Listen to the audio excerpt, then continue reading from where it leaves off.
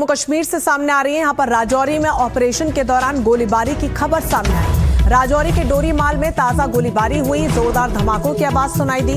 राजौरी में आतंकी की तलाश में ये 11वां दिन है कि लगातार सर्च ऑपरेशन जारी है। सोमवार और मंगलवार की रात डोरीमाल के घने जंगलों में चल रहे आतंकी अभियान वाले इलाके से गोलीबारी की आवाजें सुनाई दी और यहाँ पर धमाकों की भी जोरदार आवाजें सुनाई दी थी। फिर मौके पर भारतीय सेना के विशेष बल, पुलिस, एसओजी और सीआरपीएफ समेत भारी संख्या में सुरक्षा बल मौजूद हैं और डोरीमाल की जो पूरा जंगल है जहां पर सर्च ऑपरेशन किया जा रहा है, घेराबंदी की जा रही है। ये 4 अलग अलग तस्वीरें आपको दिखा रहे हैं कि घाटी में एक्शन कैसे जारी है और 11वें दिन भी तलाशी यहां पर की गई है। आतंकी ना बचे उसको लेकर तमाम तैयारी है। वायुसेना की मदद से भी अब जंगलों का जो सर्च ऑपरेशन है उसे किया जा रहा है और कोई भी आतंकी कहीं छिप कर ना बैठे उसको लेकर तैयारी पूरी है। प्रदीप दत्ता हमारे साथ जुड़ गए ज्यादा जानकारी के साथ। प्रदीप, धड़ाधड़ गोलीबारी की आवाज आई, धमाकों की भी आवाज आई, किस तरीके की आवाजें थी जिसके बाद इस सर्च ऑपरेशन को और सघनता से आगे बढ़वाया जा रहा है और आज 11वां दिन है इसका?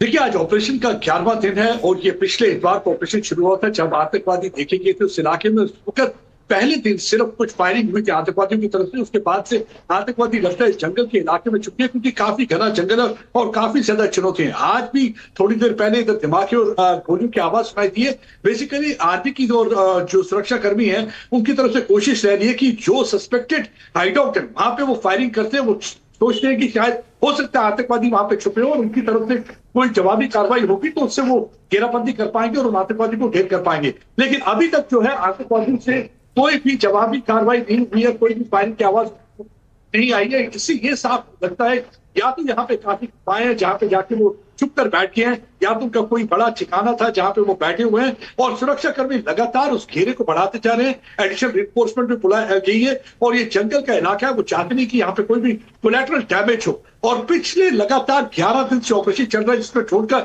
इस्तेमाल किया गया। कई बार ड्रोन पे मूवमेंट भी देखी गई है लेकिन अब कोई मूवमेंट दिखाई नहीं दे रही है। लेकिन कोशिश यही है कि पूरी तरीके से इलाके को घेर दिया जाए और आतंकवादी यहाँ से बच कर ना निकले। जो अभी तक इंफॉर्मेशन में बताया जाता है कि तीनों आतंकवादी जो हैं उनके साथ कमांडर भी है और ये बताए जाते हैं पाकिस्तानी आतंकवादी और कुछ देर से यहाँ पे ऑपरेट कर रहे थे। अब ये भी जानने की कोशिश की जा रही है कि कौन इनको लॉजिस्टिक सपोर्ट प्रोवाइड कर रहा था, ओवरग्राउंड नेटवर्क कौन है, कौन से लोग जुड़े हुए हैं उस ओवरग्राउंड नेटवर्क में जो इन्हें खाना या बाकी चीजें प्रोवाइड कर रहे थे। क्योंकि ओवरग्राउंड नेटवर्क के बगैर कौन लोग हैं जो इनको सहयोग दे रहे हैं, किसके नेटवर्क से जुड़े हुए हैं और कौन सहायता पहुंचा रहा है। लेकिन अपडेट क्या कुछ मिल रहा है? आप बोल रहे हैं कि पिछले 11 दिनों पहले जब जानकारी मिली थी आतंकियों के यहाँ छिपे होने की, कितनी संख्या में यहाँ पर हो सकते हैं और किस तरीके से सर्च ऑपरेशन को लेकर तैयारी है? क्योंकि तस्वीरों में जैसे हम देख सकते हैं कि वायुसेना की भी मदद ली जा रही है।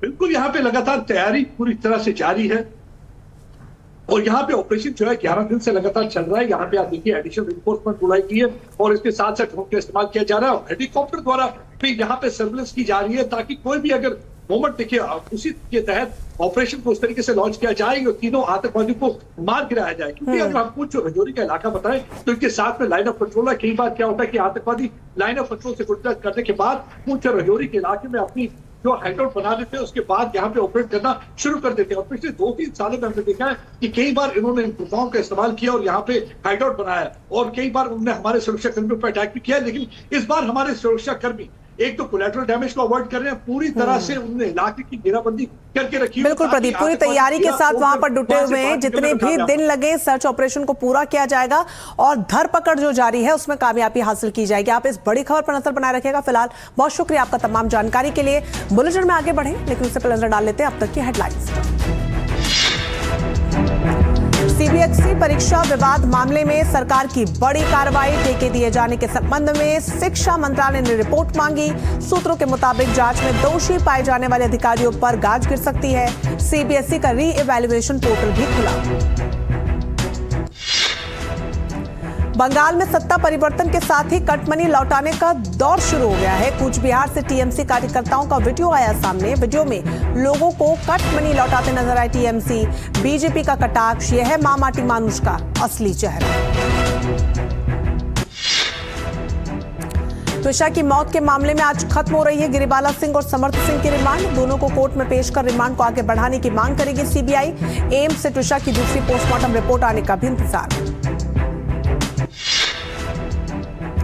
दिल्ली के उस्मानपुर में एक ही दिन के अंदर 2 बड़ी वारदातें। उस्मानपुर के पंजाबी कॉलोनी में नाबालिग की चाकू मारकर हत्या, तो न्यू उस्मानपुर में कारोबारी के घर के बाहर फायरिंग, 6 साल का मासूम जख्मी।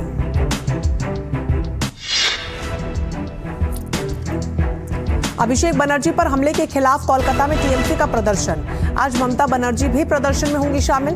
प्रदर्शन से पहले ही टीएमसी में दरार की खबरें।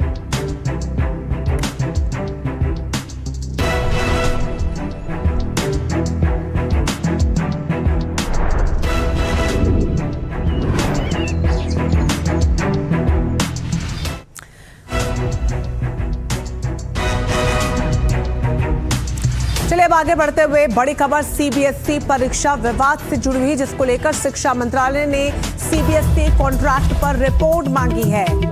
ओएमपीटी को ठेका देने पर जांच शुरू कर दी गई है। सीओएमपीटी को ठेका देने पर रिपोर्ट भी तलब की गई है। शिक्षा मंत्रालय ने मामले में जांच शुरू कर दी है।